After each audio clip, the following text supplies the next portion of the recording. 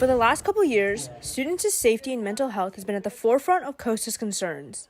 Students participate in mindfulness assemblies and shelter-in-place drills, reacting to nationwide increases in depression, anxiety, and gun violence. As of October, this year alone has produced 35 school shootings that resulted in death or injury. To help identify and minimize potential student harm and threats of violence on campus, the Manhattan Beach Unified School District started paying for a service called BARK that monitors student devices.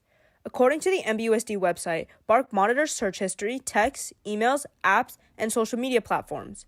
It assists in looking for signs of digital dangers such as cyberbullying, suicidal ideation, sexual content, and threats of violence.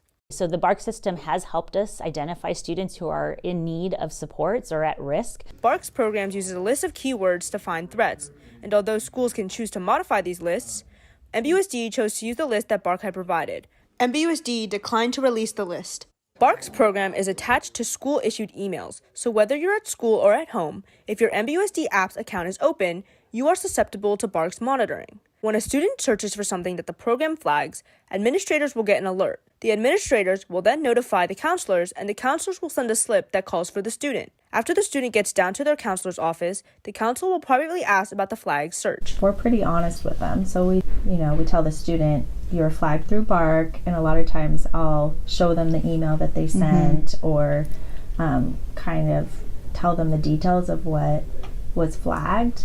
Every program has its faults. Due to BARK using keywords, not every student flagged or called in is at risk. Although many people aren't aware of this system, at the start of every year, parents and students sign a registration form, which includes an acknowledgement of the school's technology agreement that includes a summary of BARK and its parameters.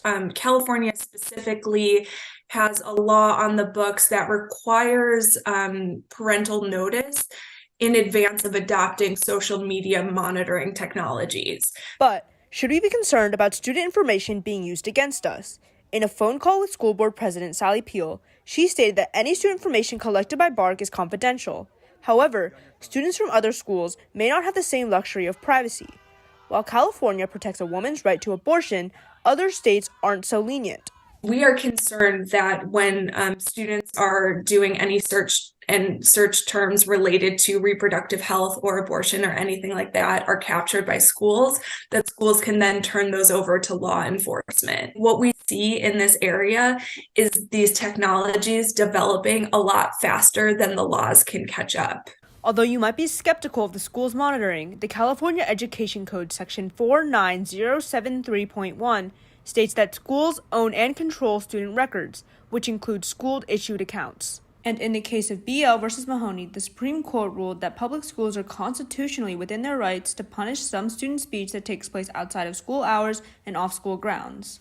Whether BARK stays or another program replaces it, student safety remain a top priority for MBUSD, so students shouldn't expect these security programs to be going away anytime soon. For the Mustang Morning News, this is Zoe Fan and Mac Bedner.